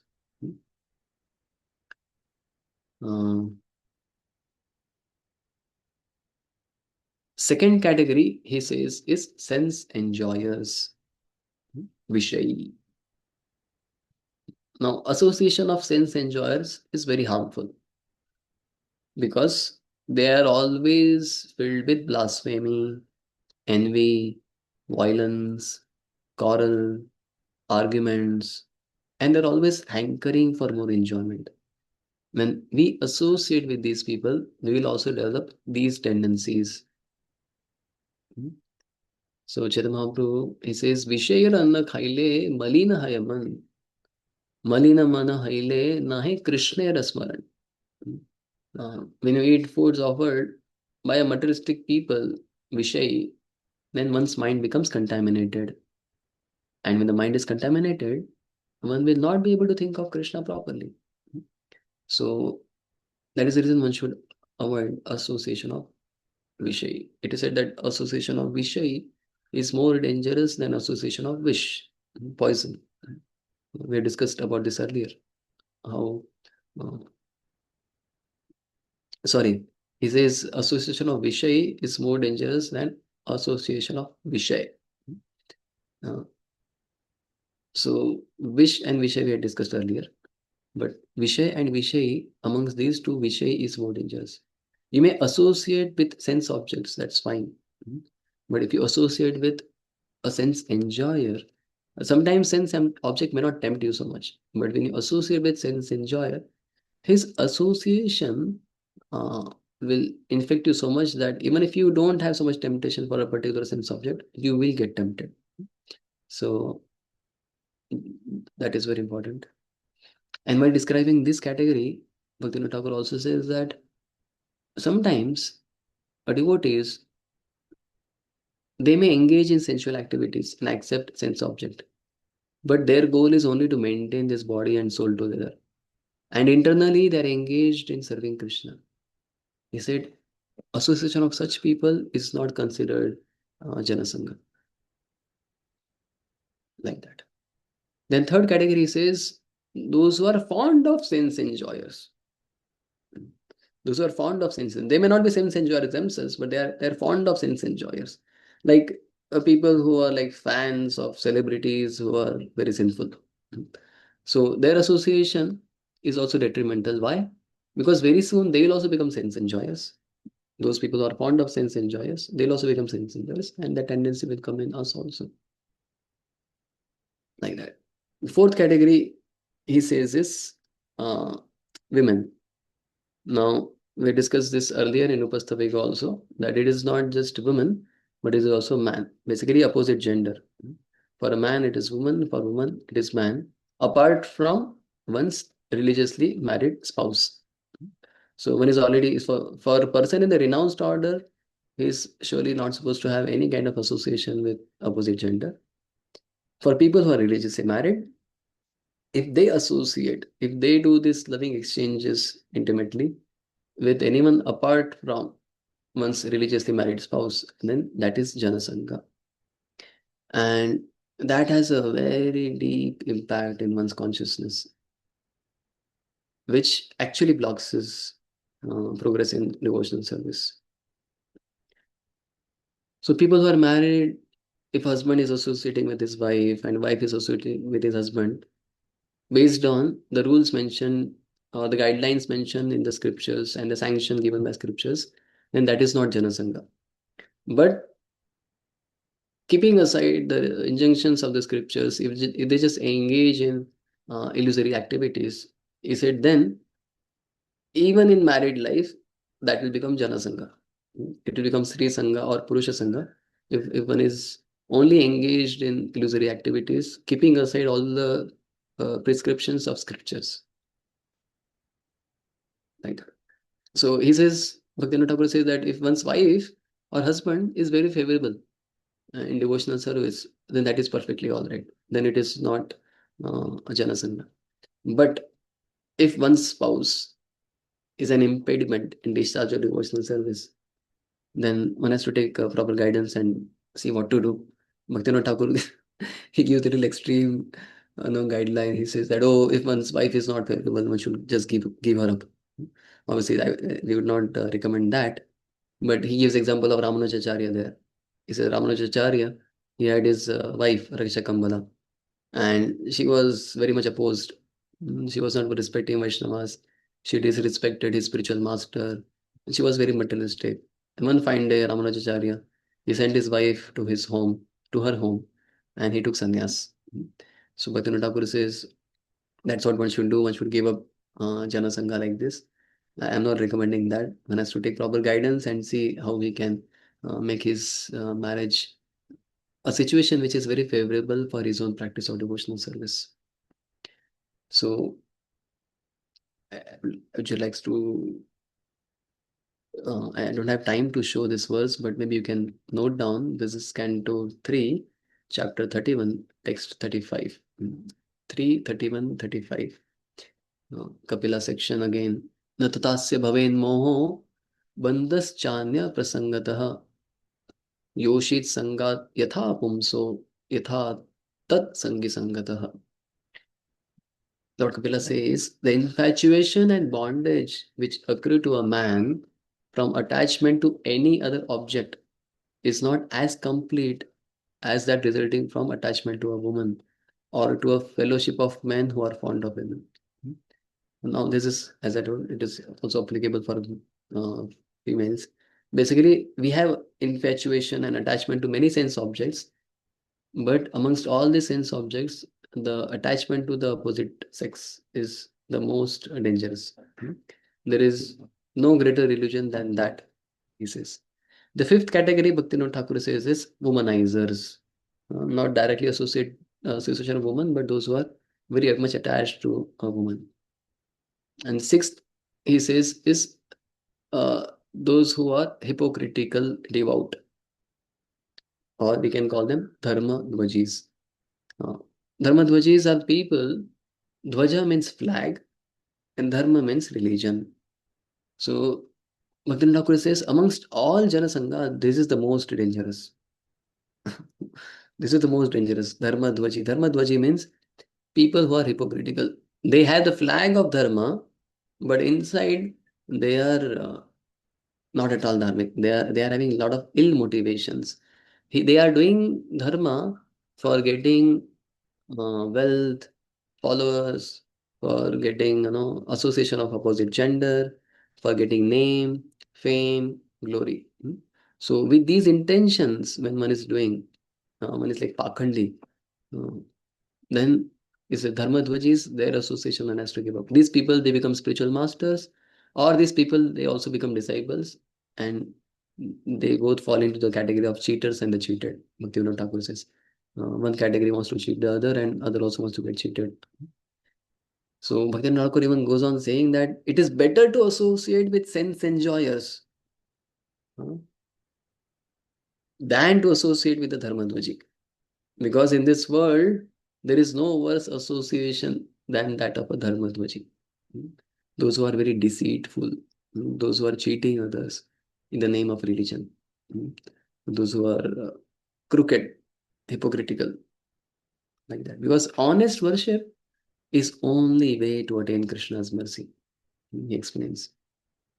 And then he goes on, mentioning various verses from Bhagavatam, which again and again emphasize how one has to be very simple in one's heart. One has to be very honest. One has to be very open.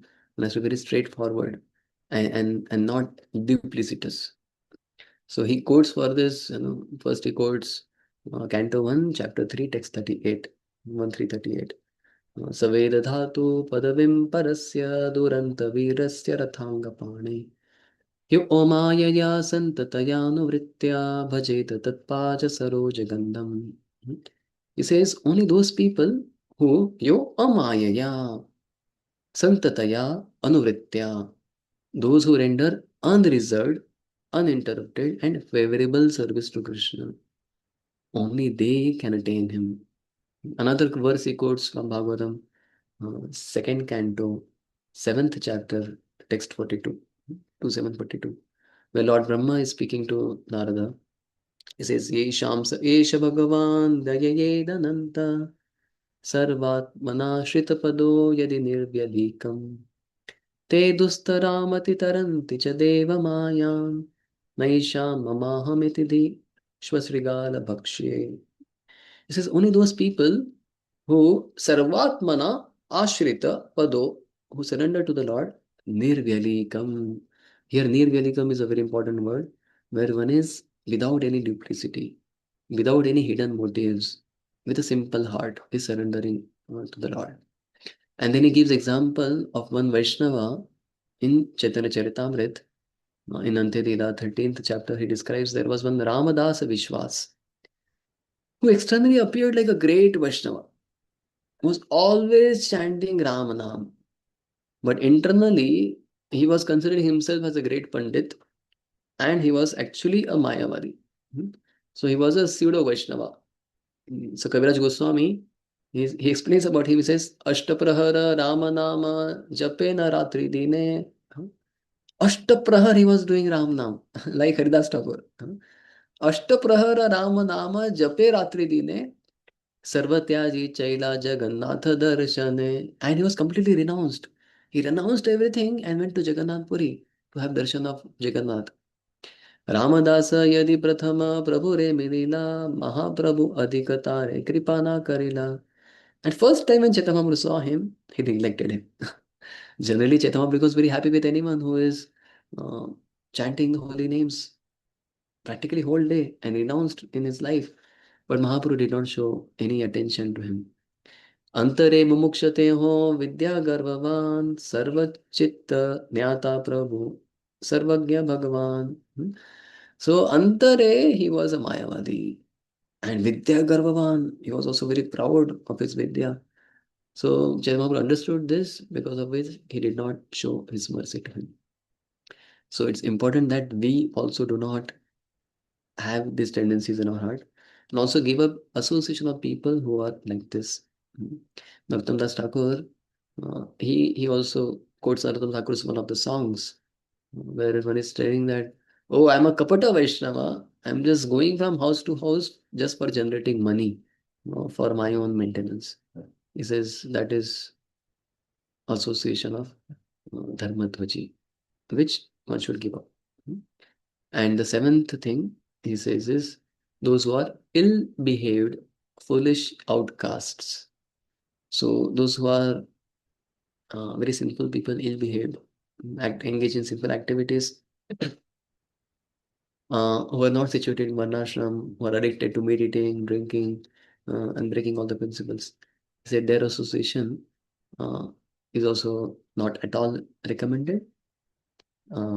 But if these people, if they have associated with Vaishnavas and they start becoming serious, then even if sometimes they may engage in sinful activities, one should consider the verse from Gita, Apichet suduracharo bachate ma mananivat sadhureva samantavya, and one can continue to associate with them if one is having right intention. Even if may have some faults here and there, he may not be able to perfectly follow all the high principles every time, but he's sincerely engaged, he's sincerely trying his best.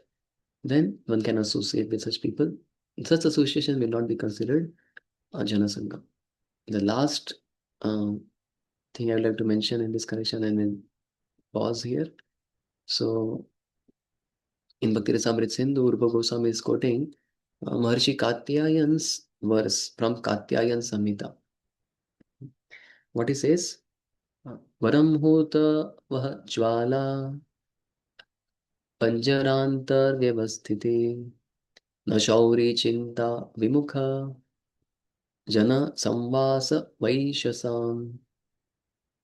He says, it is better to accept miseries of being engaged within the bars and surrounded by burning flames forever. He said, this is better situation. If you are engaged within the bars, surrounded by burning flames, this is better situation than to associate with people who are bereft of Krishna consciousness. So, than being with Jana Sangha, I'll prefer to be engaged and be surrounded by fire. So some very strong verses are there in scriptures like this. They again and again warn us that this Jana Sangha is something that one should avoid. So I have a little more thing to share in this connection, but our time is over. So we'll stop here. And next time we will cover the remaining discussion about Jana Sangha and Laulyam. Laulyam will not take much time because it is very philosophical concept and I don't want to get into too detailed discussion in that connection. I'm sorry for extending.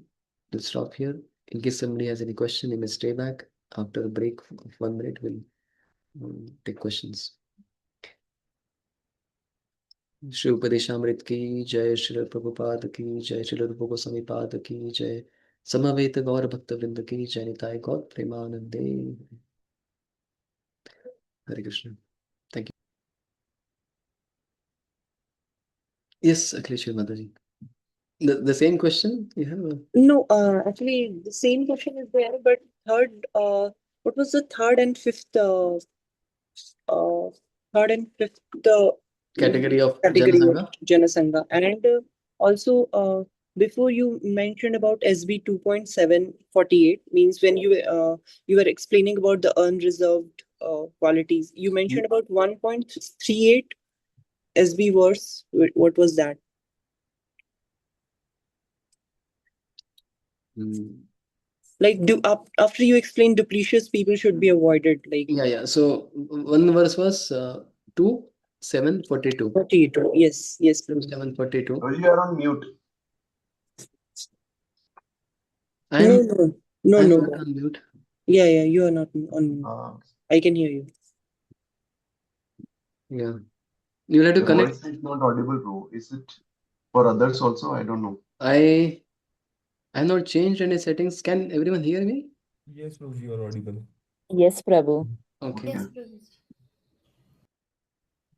Okay. Maybe you have to connect to your audio once again. So you wanted verse number, Mataji, right?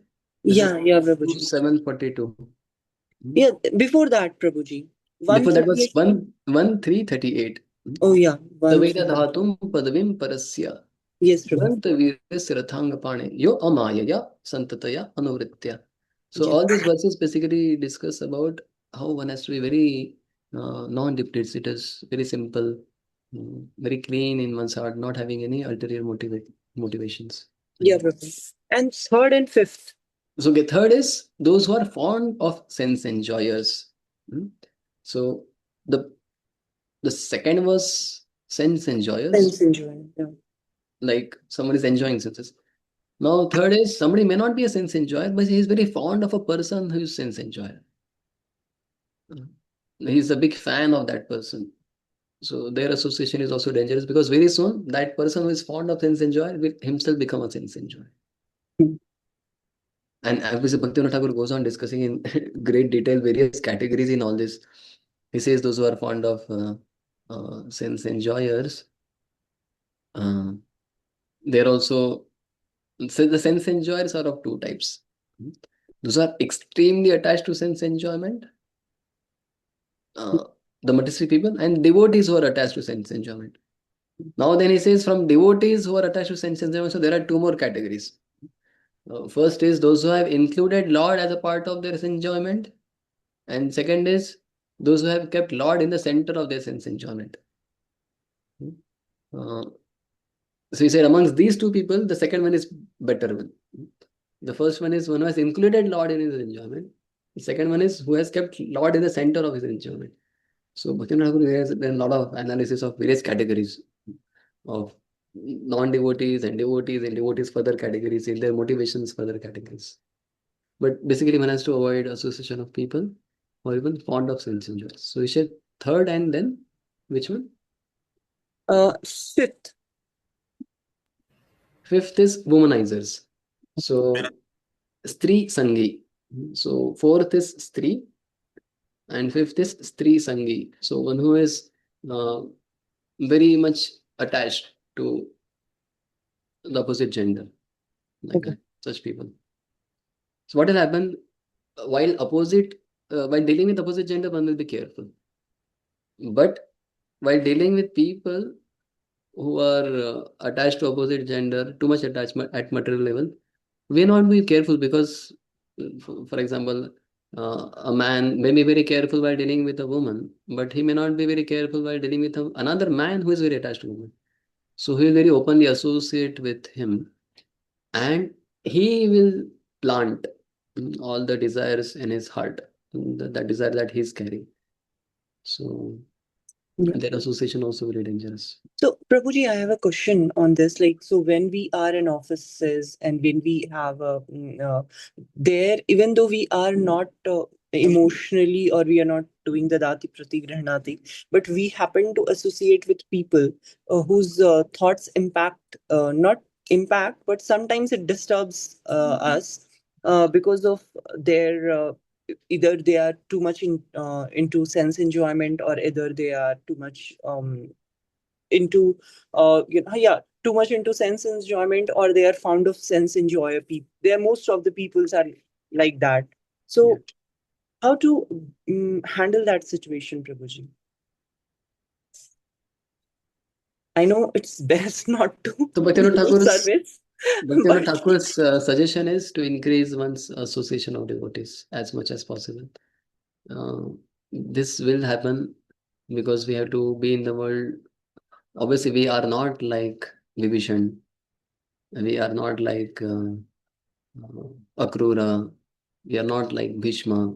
We are not like Vidura, who can stay and in a very non-devotional or anti-devotional setting and still be very Krishna conscious. So we have certain stamina. We have to see what is my stamina, and accordingly, one has to take the positive doses. Like I've discussed earlier about this mongoose who is fighting with a snake. So he goes and fights for some time, but when he understands I'm becoming weaker because snake has bitten me, the poison is acting, he runs back to a herb which is anti-venom. He eats that herb, gets energized, and comes back and continues his fight. So every time he understands I'm becoming weaker, he goes and takes a stronger dose of medicine. So sometimes we may not even get affected, sometimes we'll get very much affected. At that time, one has to come back and take a very big booster dose of association and balance. And eventually one has to become so much absorbed in devotional service that one will be like Patra Padma Vibhamasa. One will be there but will not be affected by them. And as much as possible, one should remain very formal in one's dealing with materialistic people. Just deal as much as required, and apart from that, don't deal at all. Because that money with example I told, when we stay there, that light will come in, that color will come in, it will reflect. So it is tough, but one has to pray, one has to try. Yeah. Thank you very much. Thank you. Hare Krishna. Yes. Who else had hand? Yes, sir, Rani Mataji. Hare Krishna, Prabhu. Dhanvat Pranam. Prabhu, this is related to that insult which you have explained us. But Prabhu, there is one situation, means it is happened in our temple that one man, he has bring his pet puppy in the temple hall, and security was asking, security was saying, just you can take out that puppy out of this temple hall. And he was arguing with that security man that "Ki, I give him bath every day, he's clean and everything." So, and and then one Prabhuji, he came forward and he scolded that man and said ki, uh, just take this out, the puppy. So is it an he said ki, you're insulting me, and the Samdarshina, he was saying, the ISKCON wale says ki everyone has a god in. So how to see this thing, and whether it was an insult and offend, means how to see this? Yeah. See, when we are seeing others, we should see it without offending any party. What we should see, the person who chastised, we have to see, oh my Lord, he loves the Lord so much that he wants to keep the temple very pure. I don't have that kind of love for him. What can I do? And the person who has brought dog, we don't have to have any hatred in our heart for him also, saying that, see, he's also seeing the Lord in everyone's heart. He's saying,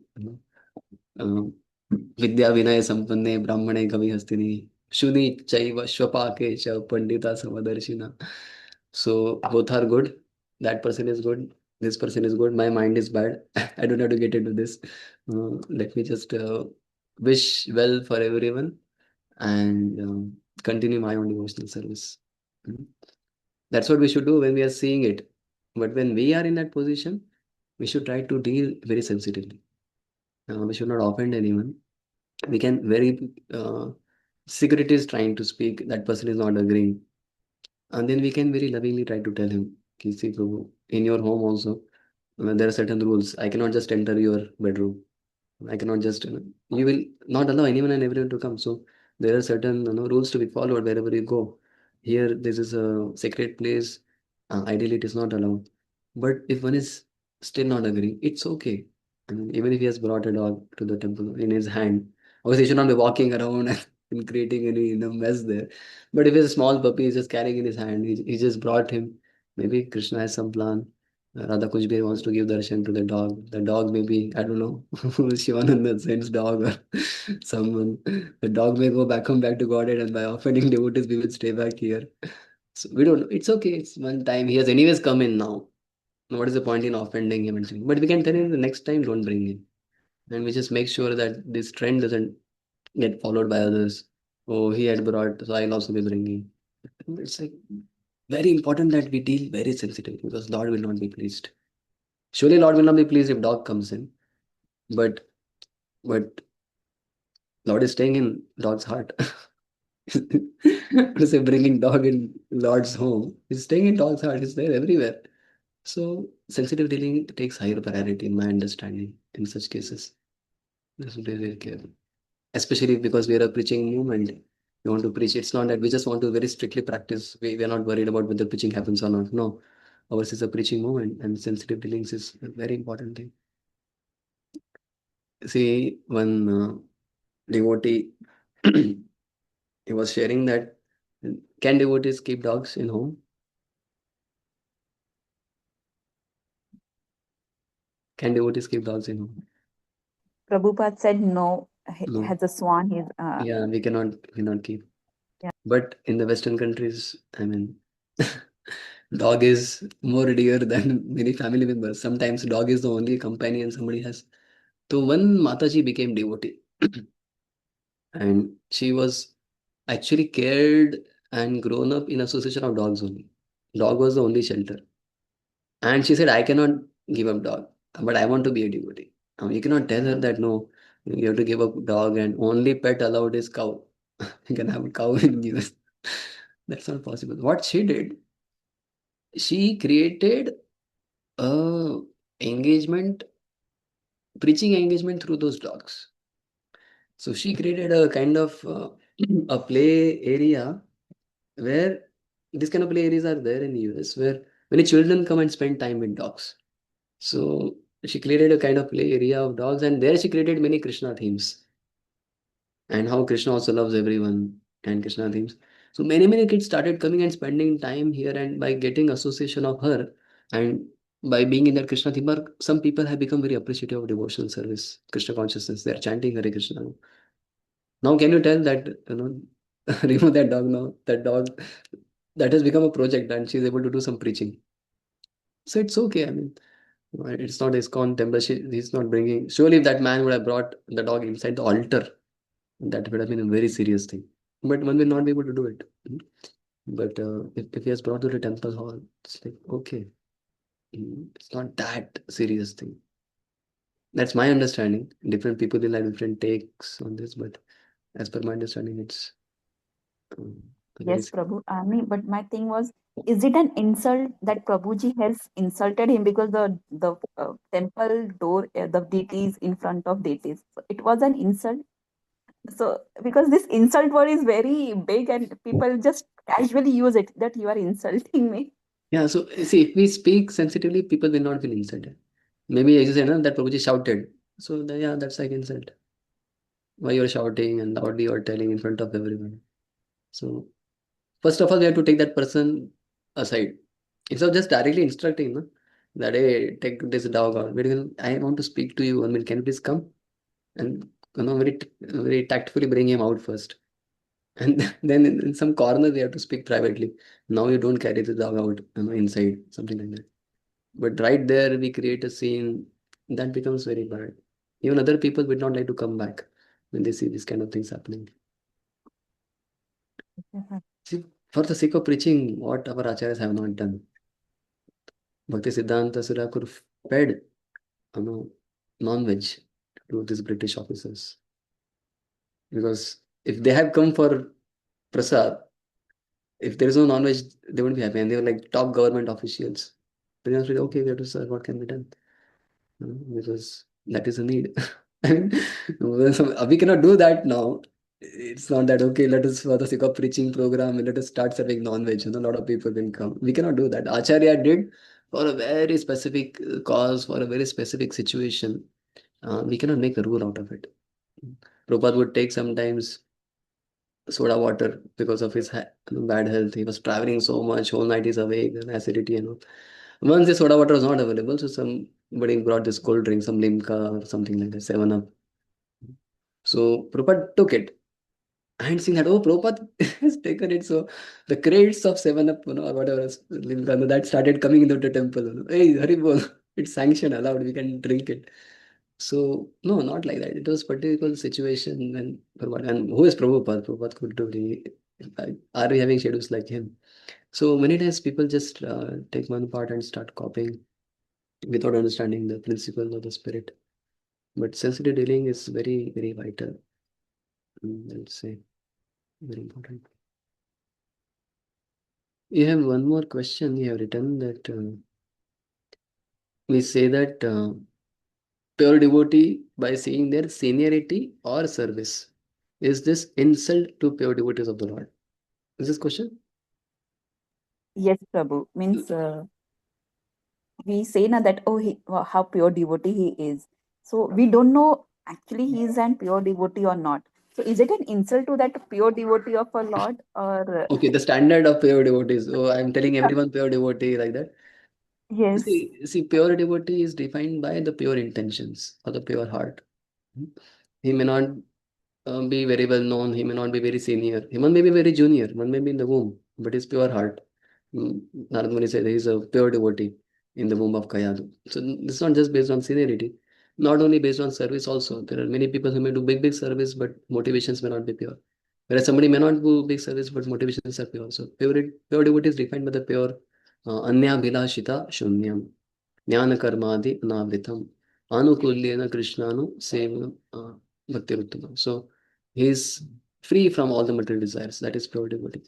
But Prabhupada also said that in ISKCON, everyone is pure devotee because it is just a matter of time. If they stick to pure devotional service, they will become pure. Like in a mango tree, there is a kacha aam and pakka aam. So kacha aam is also aam, pakka aam also aam. Both are aam only. One is khatta right now, one is meetha, but both are aam. So Prabhupada said everyone is pure devotee. It depends from what perspective you see. So that way it's not insult to that term pure devotee by calling others pure devotee because he's on the path of pure devotion. Does that answer your question? Okay, then Neha yes, Mataji has yes, written a Prabhu. question. Is it okay to tell some small lies to get out of situation when Jana Sangha is bound to happen? Or should we take it in other way, that we should be strong enough not to take association from them, but to give our association? In beginning stages, it is good to avoid Jana Sangha, and it's okay to speak small lies as we discussed in Prajalpa section. Speaking lies, if it is for the sake of protecting one's bhajan, then it is all right. One has to understand how much acharyas have been cautioning us against bad association. You heard this verse. It is better to be encaged forever, surrounded by fire, than to associate with non-devotees. And it is said, uh, Bhakti Thakur says that if no association is available, better to stay alone than to associate with non-devotees. So why? We may feel I am very strong, but whether we want or not, the environment is influencing us. The vibes are going inside. The the the desires are affecting us to the degree you cannot say I am very strong, COVID will not affect me. No, the virus has gone and it will just, it's a matter of time, it will come out and show its symptoms. So we will discuss about the three kinds of Janasanghas that will happen in the next session. Ki how some Janasangha affects our desires, another category affects our intelligence, another category affects our faith. And based on what kind of Janasangha it is, one has to become very strict about avoiding it. To the degree it is more serious. So at least in the beginning, it's possible to avoid, better to avoid. When not able to avoid, then one can think, okay, let me be very strong that I will give my association than taking in their association. Does it answer the question? Yes, Ruby. Thank you so much. Hare Krishna. Mhm. Okay, Manish Mataji just told that by this process of fighting with mongoose, the mongoose also brings that snake near to the tree, that herb. That is another thing we have to do. Slowly, slowly bring that snake also. That's very good. If we don't take. Okay. Yeah, this cat in Camp Temple is very popular. She gets regularly all milk and everything. All brahmacharis also give her prasadam. This cat keeps roaming around and she saves us from rats. Rats also have their own leela here. Yes, Anantashish Davji. Yes, Prabhuji. So in terms of association, like you were talking about association, so when we are in family, our few family members are not devotees. So how to, what is the principle when how to associate with them? And there are extended family, our relatives. Sometimes they get offended when we don't associate with them, and we don't go to whenever there is in some invitation. Also, there are many incidents in ISKCON where initially when a person becomes devotee, and he started associating more with devotees and less with family. So what is the principle, how to not offend the family members and still continue with the devotional service? I would suggest your counselor is the best person to answer this, because this will depend case to case. Uh, Also depends on what is the scope of those family members becoming favorable, becoming devotees. Also depends how vulnerable we are, how much we get affected. Some devotees, when they associate with non-devotee family members, their japa stops, or they have to break principles. Then one has to strictly avoid the such association. But if that is not happening, and if such association is once in a while, then it's important to associate, because uh, if they develop appreciation towards you, there is a great chance they will get Sukruti and they will come closer to Krishna.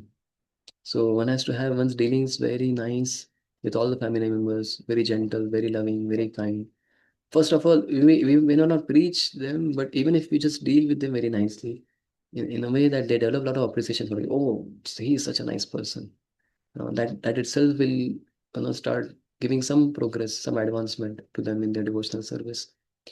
But if that is becoming too often, every weekend, some engagements, some marriage, some ceremony, some housewarmings, that one is not able to progress much, then one has to sometimes cut down and have a proper balance by which one is able to grow in his own devotions properly. At the same time, he doesn't offend other people. And eventually, what will happen, Guruji, is after some years, some people may become devotees, some will understand he's like this only, and some will maintain distance. So once that situation is come, then it becomes easier to decide where to give priority, where not to give priority. But it's important not to cut off connections. Even for brahmacharis, it is not recommended. A spiritual master also very much insists that the brahmacharis maintain connection with parents, even if parents are very much against. Parents are not at all happy with the son's dedicating his life.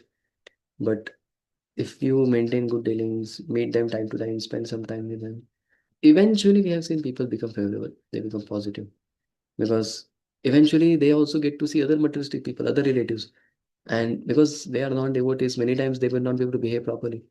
Whereas they will see this person is a devotee, and he has been consistently being so friendly, so kind, so caring, so compassionate, and then there is great chance that they may become attracted to devotional service.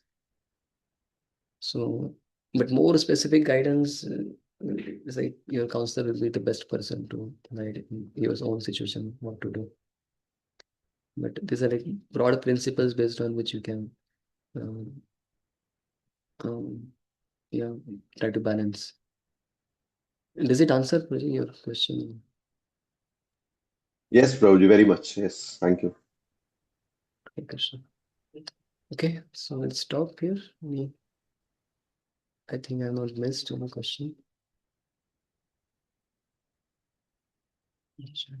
Yeah. Srila Prabhupada ki jai, Samaveta Bhakta ki jai, Nitai Gaur Premanande Hari. Thank you all for joining. And if you have any feedbacks, feel free to share. We are going very slow. Maybe Manisha Mataji can comment. She is already done Bhakti Shastri events. She is here to give her association. तो जी थोड़ा ज़्यादा ही slow चल रहा है. No, Prabhuji, it's fine. Means I'm getting to learn new things. तो मैं डर रहा हूँ कि कितने लोग कंटिन्यू कर पाएंगे अगर हम ऐसे चलाएंगे भक्ति शास्त्री. Actually, थोड़ा बहुत it's deep.